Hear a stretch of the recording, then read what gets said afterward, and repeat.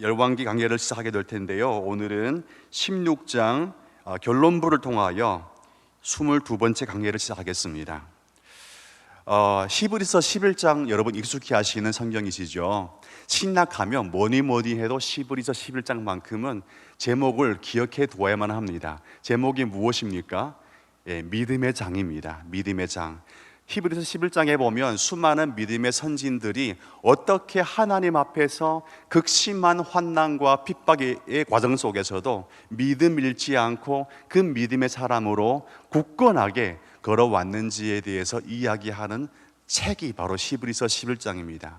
그래, 많이 기도할 때 우리는 히브리서 11장에 나오는 아브라함, 모세, 야곱, 요셉 이와 같은 사람을 들어서 하나님 우리의 인생에도 이와 같은 믿음의 자취가 있게 하여 주시옵소서, 흔적이 남게 해달라고 기도하지 않습니까? 여러분 기도하셔야만 합니다. 이제 고해야 하나님께서 구체적으로 여러분한테 일하시기 때문에 그렇습니다. 이 믿음의 장이 여러분이 오늘 하루 이어가는 믿음의 역사가 될 수 있기를 바랍니다.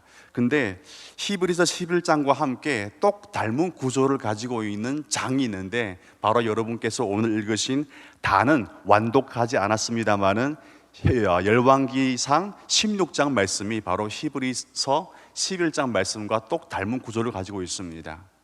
근데 제목이 다릅니다. 히브리서 11장은 믿음의 장이라고 한다면 여러분 보시건대 열왕기상 16장의 이 내용, 적어도 좀 전에 읽었던 아합 왕을 중심으로 했던 그의 역사를 펼쳐가는 이 설명에 대해서 판단해 볼 때 과연 열왕기상 16장의 제목을 달라고 한다면 믿음의 사람들의 이야기, 믿음의 장 이렇게 지을 수가 있겠습니까? 결코 그렇게 지을 수가 없겠죠. 뭐라고 짓는 것이 가장 합당하겠습니까?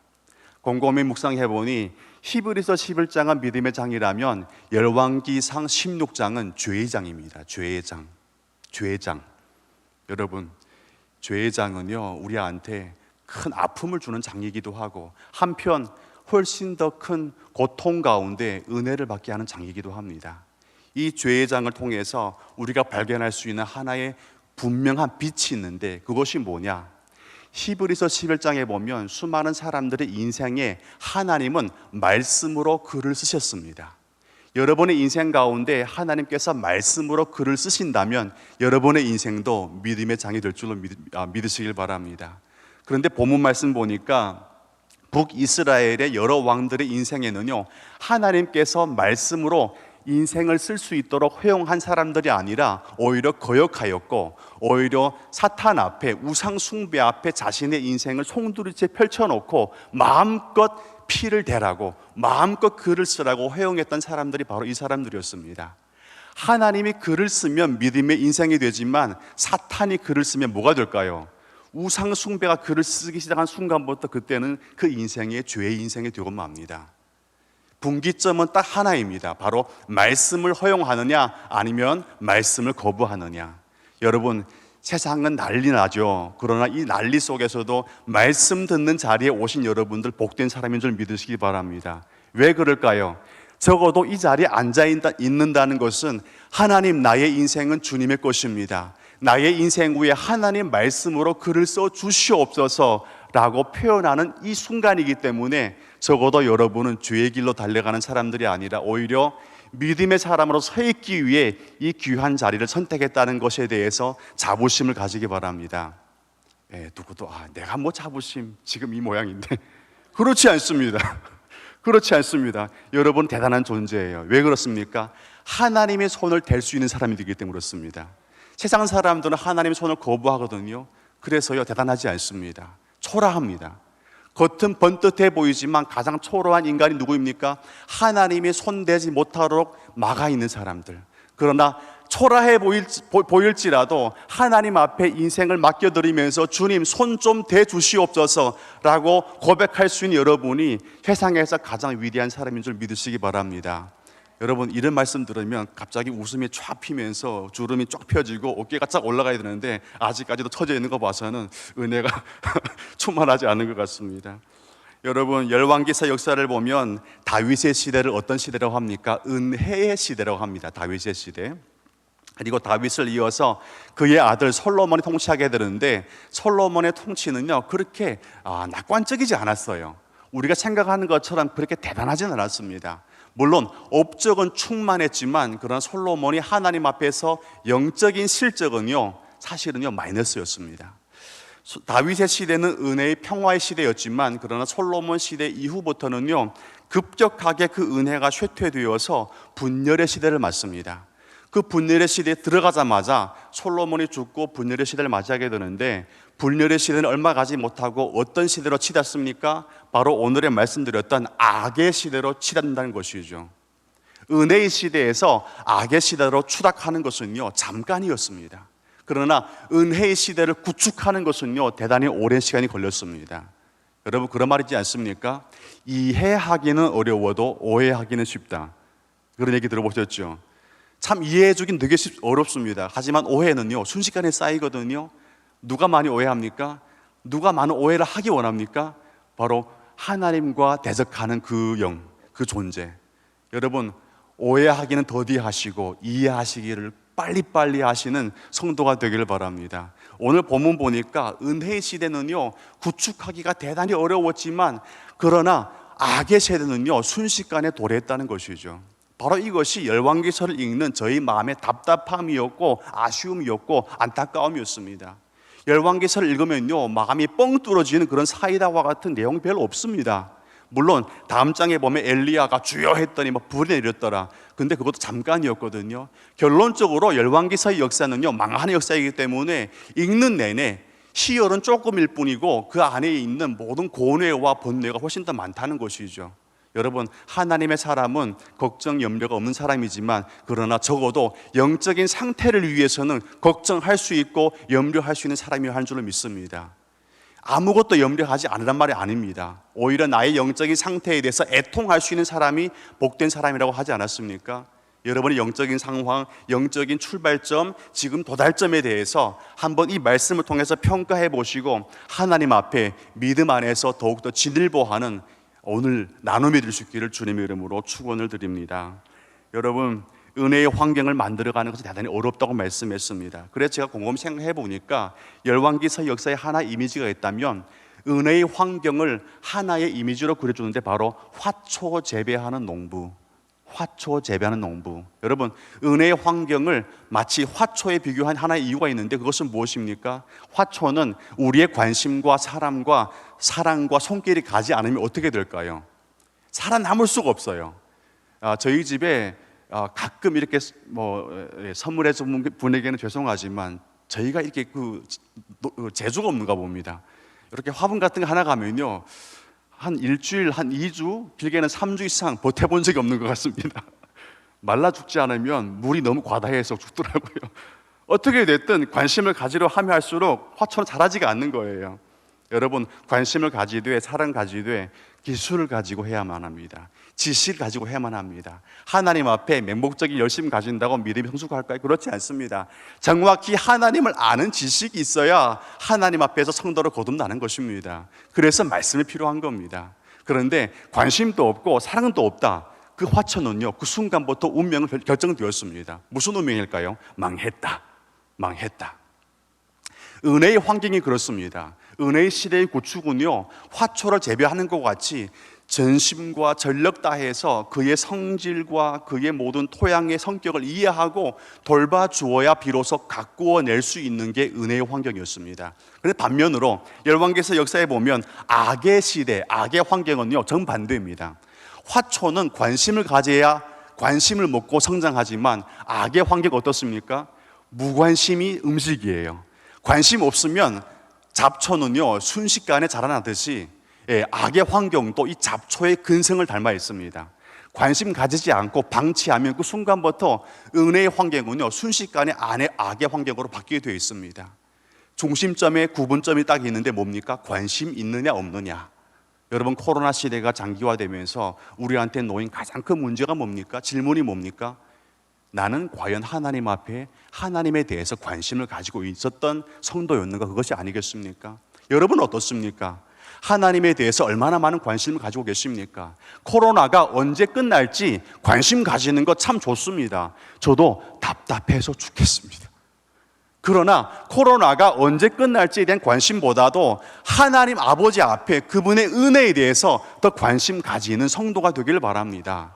코로나가 언제 끝날지는 하나님의 뜻이 안에 있는 거고, 하나님이 나와 함께 있는다면 코로나는 아무런 문제도 되지 않는다의 결론을 내리는 것이 우리의 믿음이 아니겠습니까?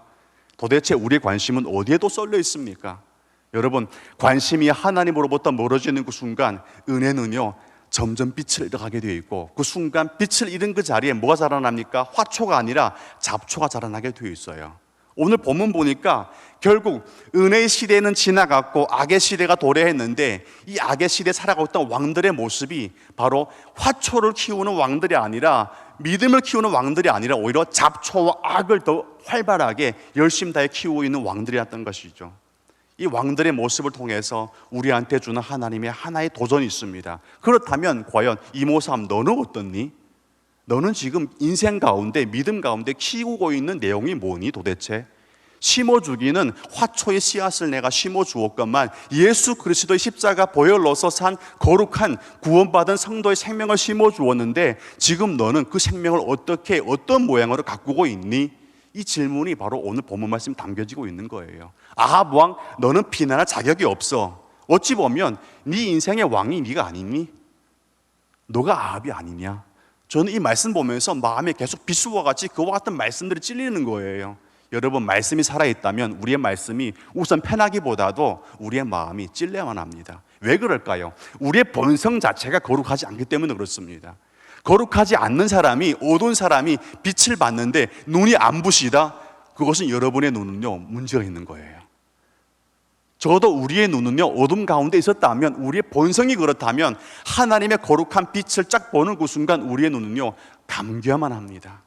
그리고 그 빛을 두려워해야만 합니다. 그리고 그 빛 때문에 고통스러워해야만 합니다. 그렇기 때문에 하나님의 말씀은 히브리서에 보니까 좌우에 날선 뭐라고 했습니까? 검과 같다고 했어요. 검은 잘못하면 자칫 우리의 손을 베는 아픔을 주는 존재가 아니겠습니까? 여러분, 칼은요 우선 먼저 아픔을 주는 거거든요. 우리를 마사지해놓은 마사지건이 아니라는 것이죠. 이 말씀 들을 때 이 아합 왕의 인생을 통해서 우리의 모습이 진실되게 반영되어지고 보여지는 은혜가 있으시길 주님 이름으로 축복을 드립니다. 여러분, 16장 보면 악의 시대를 달려가고 있는 6명의 왕의 이야기가 나옵니다. 똑같은 패턴으로 반복되고 있어가지고 사실은 다 읽지는 않고 마지막 최악의 왕, 악의 끝판왕이었던 아합의 이야기만 잠깐 읽었을 뿐입니다. 우리 본문 보니까 16장 전체에 6명의 왕이 등장하는데, 서론부에 보면 바이사, 엘라, 시므리, 디브니, 오므리, 아합 이렇게 6명이 등장합니다. 근데 이 6명의 이 왕들의 이야기를 쭉 보면서 결론적으로 뭐 망했다 그 이야기인데, 이 이야기를 제가 한번 제목을 달아봤습니다. 한번 곰곰이 생각해 보니까 그런 이야기 생각났어요. 우리 한국어에 그런 말이 있습니다. 뛰는 놈 위에 무슨 놈이 있다 했습니까? 이 거룩한 자리에서 놈이라 해서 정말 죄송합니다. 여러분, 뛰는 놈 위에 어떤 놈이 있습니까? 나는 놈이 있다. 우리 본문 말씀에 대해서 정확하게 제목 달라면 가장 어울리는 표현이 바로 뛰는 놈 위에 나는 놈. 처음에 놈이 만만치 않았다면 나중에 놈은요, 이 아합은요 더 만만치가 않았어요. 정말 죄인 중에 괴수였습니다. 여러분, 우리 인생 가운데 은혜는 발전시켜야 하지만 죄는요 발달시키면 안 됩니다.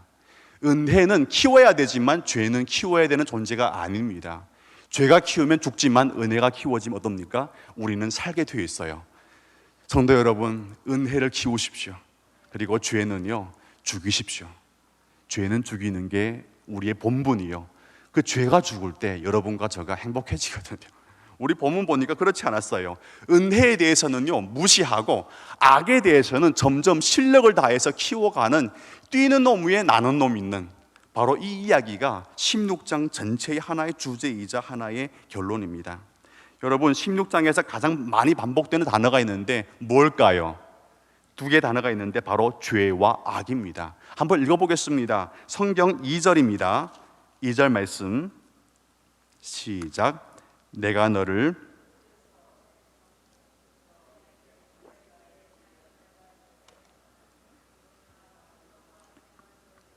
내 백성 이스라엘에게 범죄하게 하여 그들의 죄로 나를 노엽게 하였은즉. 아멘. 그리고 7절 말씀 읽겠습니다. 7절. 여호와의 말씀이 하나니의 아들 선지자 예후에게도 임하사 바사와 그의 집을 꾸짖으심은 그가 여로보암의 집과 같이 여호와 보시기에 모든 악을 행하며 그의 손의 행위로 여호와를 노엽게 하였음이며 또 그의 집을 쳤음이더라. 13절 읽겠습니다. 이는 바사의 모든 죄와 그의 아들 엘라의 죄 때문이라. 그들의 범죄하고 또 이스라엘에게 범죄하게 하여 그들의 헛된 것들로 이스라엘의 하나님 여호와를 노하시게 하였더라. 그리고 19절 말씀 읽겠습니다. 이는 그가 여호와 보시기에 악을 행하며 범죄하였기 때문이니라. 그가 여로보암의 길로 행하며 그가 이스라엘에게 죄를 범하게 한 그 죄 중에 행하였더라. 아멘. 25절 읽겠습니다. 많죠? 오므리가 여호와 보시기에 악을 행하되 그 전에 모든 사람보다 더욱 악하게 행하며. 30절 읽겠습니다. 오므리의 아들 아합이 그의 이전의 모든 사람보다 여호와 보시기에 악을 더욱 행하며. 아멘. 여러분, 죄, 악, 죄, 악. 저는 하나도 안 부럽습니다. 다른 건 다 부러운데 하나도 안 부러워요. 이 죄와 악만큼은요, 우리의 부러움의 대상에서 삭제하길 바랍니다. 이게 쌓이면 우리의 통장은요, 1,000만금이 쌓여도 그 1,000만금이 아무 의미 없습니다. 그러나 은혜가 쌓이면 여러분의 통장에 몇 자리 숫자를 원하십니까? 한번 상상해 보시고요, 그 숫자 앞에 예수님이 거하신다면 그 숫자는 무한대로 많아지게 될 것입니다. 여러분, 사탄이 앞서가면요, 우리는 망하지만 예수님이 앞서가면 여러분은 무한히 흥해질 것입니다. 오늘 본문 보니까 죄와 악을 일삼았던 이 사람들의 인생은요, 결국 흥하지 못하고 망해버렸습니다. 16장 읽다 보면 마치 이스라엘의 여러 왕들이, 6명의 왕들이 마치 악의 경주를 하는, 시합을 하는 것 같은 느낌을 받게 됩니다. 다른 것은 몰라도 여호와 보시기에 악을 행하는 일만큼은 서스럼 없이 해버렸던 사람들이 바로 이 사람들이었다는 것이죠. 여러분, 진심으로 뛰는 놈 위에 나는 놈이 있는 격으로 여호와를 노엽게 하기에 너무나 재미를 붙었던 사람들, 여러분, 성경 말씀의 재미를 좀 가지면 얼마나 좋겠습니까? 그런데 하나님의 싫다 하는 이 일들만 골라 하는 이 사람들의 신보는 참 저는 이해가 가지 않습니다. 여러분, 오해하지 마십시오. 이 사람들이 하나님 족속이 아닙니까? 맞습니다. 다 하나님께서 야곱을 통해서 선택했던 지파들의 사람들이었습니다. 그럼에도 불구하고 하나님의 은혜 앞에, 그분의 은혜 앞에 존재하면서도 하나님의 은혜를 없이 여기고 오히려 하나님을 노엽게 하는 일에 앞장섰다는 것은 참 불가사의합니다. 그런데 신기하게도 불가사의가 그렇게 우리와 가까이 있다는 사실을 여러분 아십니까? 순식간에 여러분과 저는 은혜스러운 모습을 하고 있지만 얼굴만 착 돌리면 순식간에 우리의 성정이 변하여서 이와 같은 모습으로 변할 준비가 되어 있다는 사실을 반드시 기억하시길 바랍니다. 여러분, 우리는 죄인이기 때문에 은혜를 배우는 데는 너무나 미숙하지만 악을 따라하는 데는 너무나 친숙합니다. 그래서 항상 조심해야만 하는 것입니다. 예수님이 오직 했으면 가서 많이 돈을 벌어라, 가서 많이 부자가 되어라, 가서 많이 성공하여라 말씀하지 않고 만날 때마다 제자들에게 뭐라고 부탁했습니까? 항상 깨어 있으라고 부탁하지 않았겠습니까? 왜 그럴까요? 우리는 우리의 인생 가운데 은혜를 담아내기에는 너무나 미흡한 존재들이고 오히려 죄를 담는 일에는 너무나 적극적인 성품을 가진 죄인들이기 때문에 그렇습니다. 여러분, 본문 보니까 어떻습니까? 경쟁하되 은혜를 사모하는 경쟁이 아니라 오히려 죄와 악을 저지르는 경쟁을 했다는 것은요, 너무 마음이 아픈 현실입니다. 근데 이와 같은 일들이 우리 주변에 많지 않습니까? 오늘 세대를 보십시오. 정말 먹고 살만하지 않습니까? 과거의 세대와 너무나 차이가 나지 않습니까? 그런데 과연 우리가 편안한 이 시대에 살고 있으면서 하나님의 은혜를 사모하는 마음도 넉넉해졌나? 절대 그렇지 않다고 생각합니다. 오히려 배고팠던 옛날 어른 세대에 훨씬 더 하나님을 사모하는 마음이 간절했고 순수했다고 생각합니다. 오늘 세대는요, 하나님이 유일이 아니라 선택이 되어버렸습니다. 하나님 없으면 절대 안 돼, 이게 아닌 거예요. 하나님은 있어도 되고 없어도 되고 필요할 때만 선택해버리는 쇼핑 신앙이 돼버린 현실이 오늘이 아니겠습니까? 그래서 코로나 장기화는 사실은 핑계가 아닙니까? 어느 순간부터 왜 하나님의 교회에서 제자리를 외쳐만 합니까? 그 자리는 은혜의 감격이 넘쳐가지고 주님 이 자리에 초대해 주셔서 감사합니다, 제발로 와야 하는 자리가 아니겠습니까? 언제부터 하나님께서 제발 제발 와라고 해야 오는 것입니까? 우리는 어떠한 사람들입니까? 은혜를 더 사모하는 사람들입니까? 아니면 하나님 앞에 그 은혜를 더욱더 무가치하게 여기고 있는 사람들입니까? 물론 현실을 얘기하겠지만 우리의 현실은 무엇입니까? 오늘까지 살아온 현실이 누구 때문입니까? 우리가 다 이야기하지 않습니까? 대한민국 오늘까지 온 것은 하나님의 은혜의 덕분이라고. 그런데 어느 순간 나에게 실력이 생긴 이후부터는 내 실력으로 된 것처럼 착각합니다. 그때부터 하나님은 뒤에 숨겨져 있는 거예요. 안면에 내세우지 않기 원합니다. 근데 문제만 터지면 그때부터 하나님 다시 내세웁니다. 하나님 뭐라고 합니까? 하나님의 거룩한 이름은 만홀히 여김을 받지 않으십니다. 여러분, 하나님 중심은요, 필요할 때만 되는 게 아니라 숨 쉬는 순간마다 하나님 중심이 되어야만 합니다. 그게 뭘까요? 그게 바로 성도인 거예요. 그런 성도가 나라를 구하고 그런 성도가 교회를 부흥시키며 그런 성도가 여러분의 가정을 더욱더 이 험난한 세대 가운데 굳건하게 세워가실 것입니다. 여러분, 우리는 과연 누구입니까? 우리말에 또 이런 말이 있습니다. 또 여기에 약간 조금 이렇게 기분 상하게 하는 한 단어가 나오는데요. 하는 짓들이 똑같다. 그런 말 들어봤죠? 사전 보니까 이 짓이란 사실 결코 긍정적인 표현이 아니다 이렇게 나오더라고요. 그런데 오늘 본문 보니까 이스라엘 왕들에게 딱 어울리는 말이 아닙니까? 하는 짓들이 똑같다. 이들이 하는 짓은 정말 꼭 닮아 있었습니다. 어떻게 닮아 있었을까요? 성경에 보니까 왕들이 하는 일, 이 죄에 대해서는 성경은 이렇게 표현합니다. 한 사람과 닮았고 그의 길을 따라간다. 그 사람이 누구입니까? 바로 여로보암이었어요. 여로보암의 길, 여로보암의 죄를 닮았다고 말합니다. 함께 31절 말씀 읽겠습니다. 31절 말씀 시작.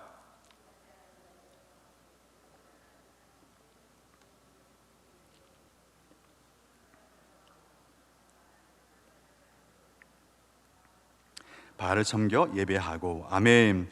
느밧의 아들 여로보암의 죄를 따라 행하는, 이와 같이 여로보암을 언급하는 숫자가 본문에 보면 4번 정도가 나오거든요. 이 왕은 여로보암의 길을 따르고 여로보암보다 더 악을 행하였다.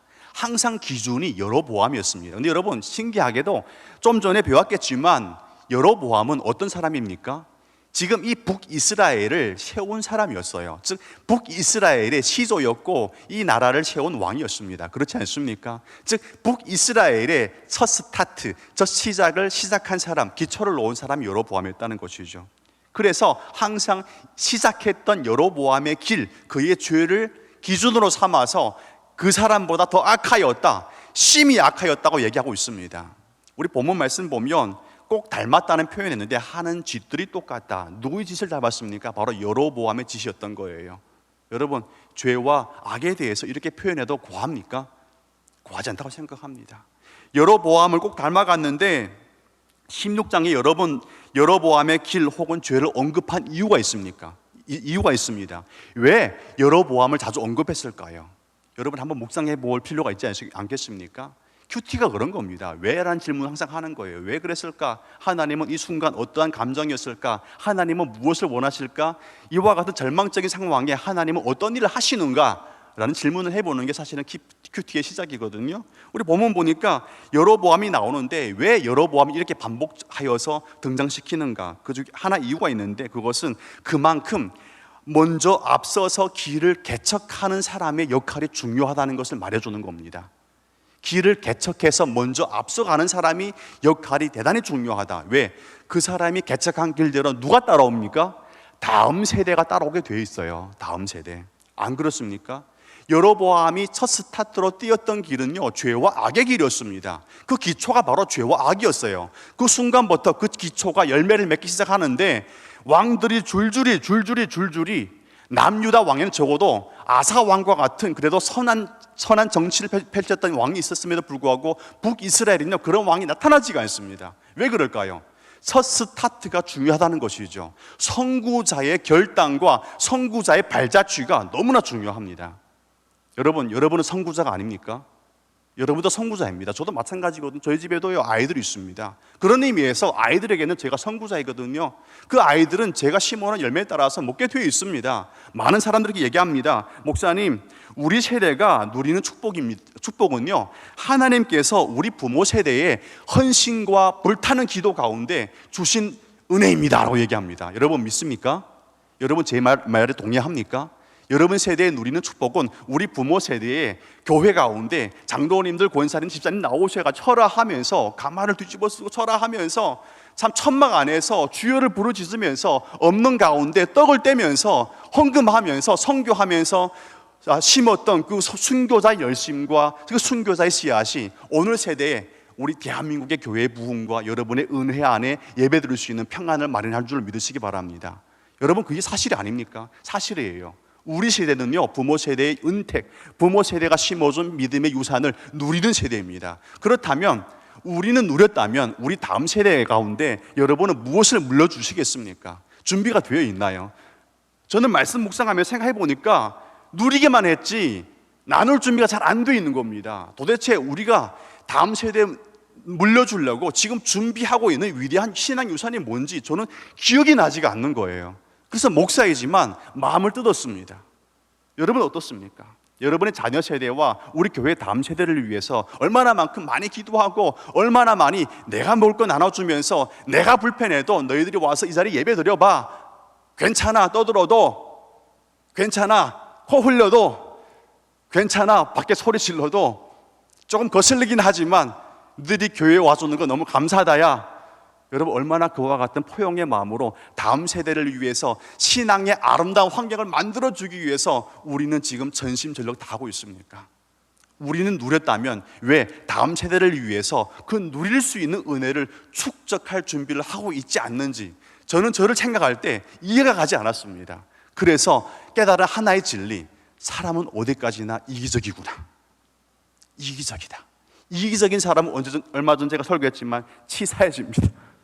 여러분 하나님은요 치사한 사람을 양산하지 않기 원합니다. 하나님 사람은요 근사한 사람, 거룩한 사람을 키워주기 원하십니다. 우리 자리에 여러분만큼은 치사하지 않고 이기적이지 않고 무엇든지 나의 입이 아니라 무엇든지 다른 사람과 우리 구원받지 못한 이후 세대를 위해서 다음 세대를 위해서 나의 온 마음과 몸과 물질과 시간을 불태워가지고 헌신하는 성도가 되길 바랍니다.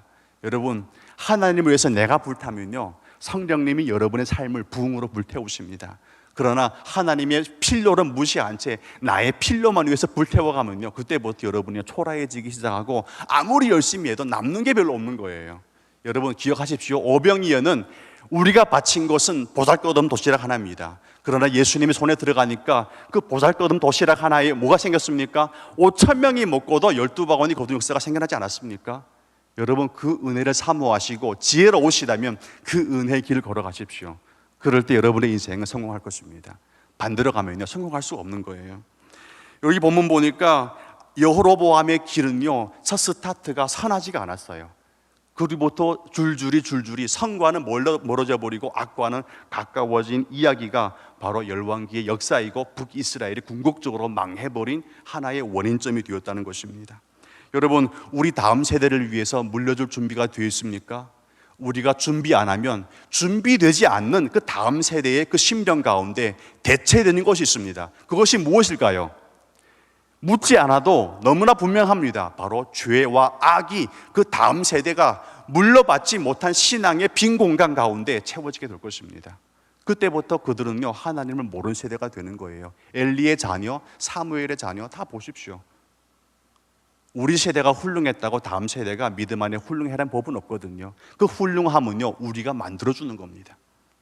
그들에게 책임을 전가하지 마시고 우리 부모 세대로부터 이 자리에 있는 여러분이 그 책임을 통감하시고 주일학교 자리 지금도 많이 비어 있는데 저 7층, 8층 빌딩이 차고 넘쳐서 더욱더 재건축 필요가 있는 그 은혜를 사모하시면서 여러분의 기도의 불길이 금요 예배 가운데, 새벽 예배 가운데, 수요 예배 자리 가운데 불타오르시길 주님 이름으로 축복합니다. 하나님은 그런 사람을 축복하시고 그런 예배의 영성과 그런 교회의 헌신을 원하시는 것이죠. 여러분, 죄는 단순히 죄를 낳지 않습니다. 여로보암을 보니까 여로보암의 심은 죄는요, 시작의 죄, 새끼 죄. 근데 죄는 죄를 낳지 않아요. 죄는 뭘 낳습니까? 더 큰 죄를 낳습니다. 죄는요, 뻥튀기 효과가 있어서 죄의 효과는요, 항상 더 팽창됩니다. 그런데 많은 경우 은혜가 팽창되는 경우는 많지 않습니다. 은혜는요, 점진적으로 성장하거든요. 그러나 죄는요, 순식간에 누룩을 먹은 듯이 팽창해 버립니다. 그래서 예수님이 누룩을 조심하라 하신 겁니다. 여러분, 죄의 팽창 효과 때문에 어떻습니까? 30절 말씀 함께 보겠습니다. 30절 말씀. 오므리의 아들 아합이 그의 이전에 모든 사람보다 여호와 보시기에 악을 더욱 행하여 라고 되어 있습니다. 여러분, 한강이 처음부터 한강이 되었겠습니까? 아닙니다. 한강은 작은 시냇물들이 모여가지고 큰 강이 된 게 아니겠습니까? 근데 작은 시냇물이 됐을 때 우리가 삽 들고 가서 그것을 막기가 쉽겠습니까? 아니면 한강에 되었을 때 막기가 쉽겠습니까? 작은 시냇물입니다. 어떻게든 덮어버립니다. 그러나 한강이 되면요, 여러분, 삽질한다고 되는 게 아니에요. 그때부터 뭐가 필요합니까? 포크레인과 어찌 보면 폭탄을 투하해야 비로소 잘못 흘렀던 그 물길을 바꿀 수가 있어요. 여러분, 은혜의 물길도 마찬가지입니다. 죄의 물길도 마찬가지입니다. 싹둑 잘라버릴 때 잘라야만 합니다. 그 씨를 남겨두면 어떻게 될까요? 그때부터 중국말로 허황우충, 그 후환은요, 밑도 끝도 볼 수가 없는 거예요. 궁극적으로 망해야 끝을 보는 게 죄의 속성이 아닙니까? 그래서 야고보서에 보니까 1장 15절, 욕심이 잉태한 즉 뭐가 났습니까? 이 자리에 한 50명이 앉아 계시는데요, 함께 큰 목소리로 해보실까요? 욕심이 잉태하면 뭐가 났습니까? 죄를 낳고 죄가 장성한 즉 뭐가 됩니까? 사망을 낳는다. 여러분, 죄의 싹을 그때 자르지 않으면 어떻게 됩니까? 그때부터 우리 인생 가운데 죄는요, 큰 뿌리를 내리기 시작하고 그 뿌리가 내리면요, 그때부터 그 죄는요, 끝을 봅니다. 어떤 끝입니까? 망하게 하는 거예요. 사망을 보게 합니다. 여러분, 하나님이 여러분과 저를 사망에 이루고자 구원하신 것 같습니까? 예수님의 보혈은요, 사망을 위해 흘린 게 아니라 생명을 위해 흘린 겁니다. 오늘 하루 그 보혈의 은총을 받았지만 과연 나의 생명 상태는 사망과 가까운지 생명과 가까운지 한번 통회하는 마음으로 한번 생각해 보는 은혜가 있길 바랍니다. 우리 본문 말씀에 보면 이 바알 신앙, 즉 이 우상 숭배가 여로보암부터 아합 왕까지 왔는데 대대로 물러오면서 작은 시냇물가가 모여서 뭐가 되었습니까? 한강이 되어버리고 폭포수가 되어버렸어요. 그때부터 더 이상은 수습할 수 있는 힘이 없는 겁니다. 우리말에 세월이 약이다. 제가 그만큼 우리 한국어를 공부 많이 한다는 뜻입니다. 오늘 적어도 우리말을 제가 3번 반복했는데요, 마지막 우리말입니다. 무슨 말이라고요? 세월이 뭐라고요? 약이다. 많은 경우 아픔도 슬픔도 세월이 지나면 다 희미해진다, 그런 뜻이 아닙니까? 그런데 유일하게 하나의 존재만은요, 세월이 지난다고 희미해지지 않습니다. 오히려 더 선명해집니다. 그게 뭡니까? 바로 죄예요. 더 커집니다.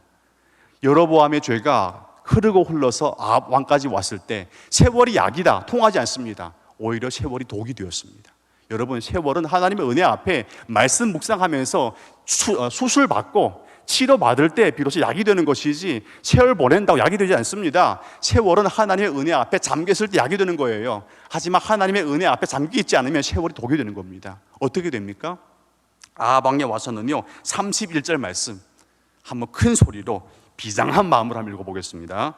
느밧의 아들 여로보암의 죄를 따라 행하는 것을 오히려 가볍게 여기며 시돈 사람의 왕 옙바알의 딸 이세벨을 아내로 삼고 가서 바알을 섬겨 예배하고. 아멘. 세월이 지나서 아합 왕에 왔을 때 이 아합 왕에 대한 표현 어떻습니까? 수많은 왕들의 죄도 가볍지가 않았지만 그러나 아합 왕의 지은 죄 앞에서는 그들의 죄가 새발에 피었다. 새발에 피었다. 이 표현 맞습니까? 새발에 피었다. 이거 게임이 안 되는 거예요. 누구 앞에 주름 잡는다고? 이거 뭐 내놓을 수 있는 건데기가 안 되는 겁니다. 그만큼 아합 왕은요, 최악을 달리는 사람이었다는 것입니다. 처음부터 아합 왕이 이와 같은 죄인으로 살아갔을까요? 모르겠어요. 그러나 아합 왕이 지었던 이 우상 숭배의 죄의 시작은 적어도 여로보암이 첫 스타트는 아니었다는 것이죠. 어디가 첫 스타트였을까요? 여러분, 열왕기상 11장에 보면 누가 나옵니까? 솔로몬이 나와요. 솔로몬이 첫 시작에 보면 누구와 결혼했습니까? 애굽 공주와 결혼했고, 그리고 밑에 보면 암몬, 모압, 수많은 이방 여인과 결혼을 하면서 무엇을 수입합니까?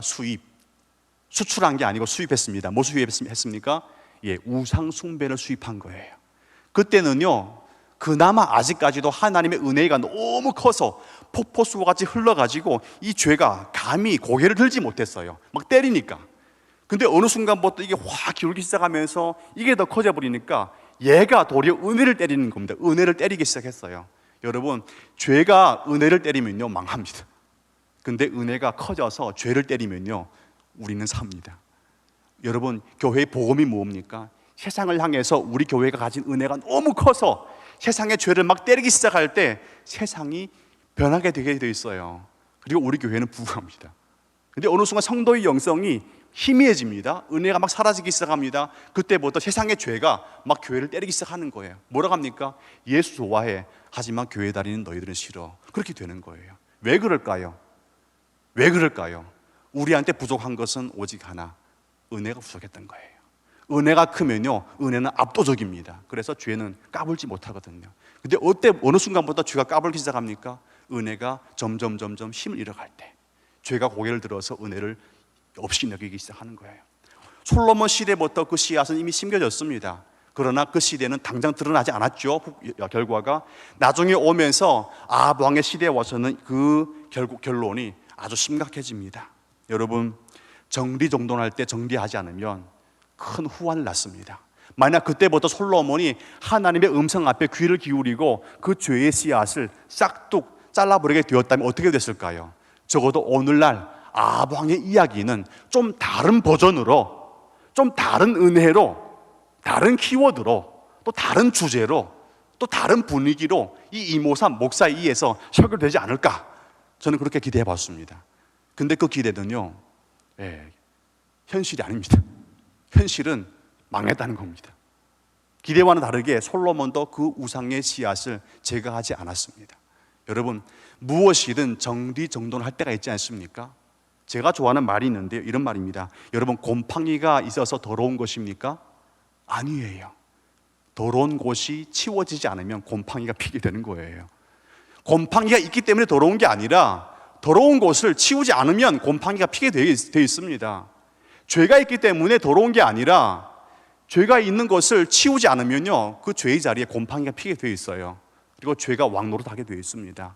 여러분, 오늘 본문 말씀이 하는 이야기는 적당한 때에 손 쓰라, 바로 그것이 오늘 본문의 주제입니다. 적당한 때 손 쓰지 않았더니 아합 왕 때 와서는요 손을 쓸 수가 없게 되는 거예요. 여러분, 그런 노래 있지 않습니까?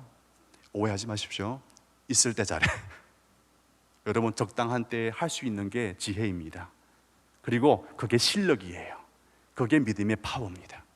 적당한 때에 손을 쓸 수도 없고 적당한 때를 파악하지도 못하고 적당한 때에 손을 쓸 수도 적당한 때에 손을 쓸 수도 없다면 사실 그것은 아직 믿음의 실력이 부족한 겁니다. 믿음의 실력 있는 사람은요 판단 잘하고 생각 정확하게 하며 그리고 손 쓸 때를 잘 압니다. 그리고 더욱더 아프기 전에 잘라버리거든요. 여러분, 고름도 적당한 때에 짜야지 그것이 나중에 크게 퍼져가지고 그것을 어떻게 해야만 합니까? 칼로 째서 잘라야 수술해야만이 치료할 수 있습니다. 여러분, 적당한 때에 하나님께서 그 죄의 씨앗을 뽑아버리라, 그래야 우리가 산다는 교훈을 담아낸 것이 바로 아합 왕의 이야기인 거예요. 여러분, 적당한 때는 잘 모르겠습니다. 여러분 나름대로 하나님 앞에서 기도하면서 찾아가십시오. 말씀 보면서 그 말씀이 조명할 때 내 마음이 지금 찌릿찌릿 아프다, 여러분 그 때가 적당한 때입니다. 말씀이 아프게 하는 그 자리, 말씀이 아프게 하는 그 일들, 말씀이 아프게 하는 그런 오해들, 그런 시기와 질투들, 이기심들, 헌신하고 싶지 않은 것들, 하나님이 괜히 원망스럽고 교회가 원망스럽고 쩍하면 시험 드는 그 순간순간들이 하나님 말씀 읽을 때 막 아프지 않습니까? 그 아픈 때가, 찌릿찌릿 해나는 그 찔림의 때가 바로 하나님께서 사인 주는 적당한 때입니다. 그때 치우지 않으면 그게 골마 터져서요 나중에 암덩어리로 발견되면요 여러분 그때는 후회 막심하다 합니까? 그때는 후회할 수가 없어요. 요한복음 2장 말씀 보면 성전 창결 사건이 나오는데 이 사람들이 성전에서 뭐 합니까? 장사를 했어요. 그때 예수님 들어가자마자 채찍을 들고 막 휘두르며 쫓아버렸어요. 그리고 하는 이야기가 있습니다. 뭐라고 합니까? 이것들을 여기서 걷어치우라고 말합니다. 여러분, 내가 손 쓰지 않으면 누가 손 씁니까? 예수님이 채찍을 들고 들어오셔서 손 쓸 것입니다. 내가 손 쓰면 아프겠지만 그래도 감당할 수 있어요. 그리고 내가 손 쓸 때 그 순간부터 나는 변화되는 성도의 기쁨을 맛봅니다. 그러나 예수님이 오셔서 수술칼 들이댈 때, 채찍으로 막 휘두를 때, 그때는요, 우리는 내가 얼마나 변질되었는지 고통을 맛보아 알게 될 것입니다. 여러분, 변질을 볼 것입니까? 아니면 변화의 기쁨을 맛볼 것입니까? 적당한 때에 손 쓸 때 손을 쓰십시오. 그리고 말씀 묵상 가운데 하나님의 사인을 무시하지 마시고 그 사인 앞에 납작 엎드려서 나는 못합니다. 그러나 성령님 오셔서 수술하여 주시옵소서. 말씀 은혜 안에 조명하여 주셔서 말씀의 능력으로 치워 주시옵소서. 여러분, 예수님이 안 치워 주시고 내가 치울 수 있다면 그것은 변화의 기쁨이지만 예수님이 채찍을 휘두르면 그때부터 나는 내가 얼마나 변덕스러웠고 변질되어 있는지 통회하게 될 것입니다. 여러분, 통회하지 마시고 적당한 때에 변화의 기쁨을 맛볼 수 있는 아합의 길이 아니라 오히려 다윗의 길을 선택하여서 하나님 앞에 영광 돌리는 성도가 될 수 있기를 주님 이름으로 축복을 드립니다.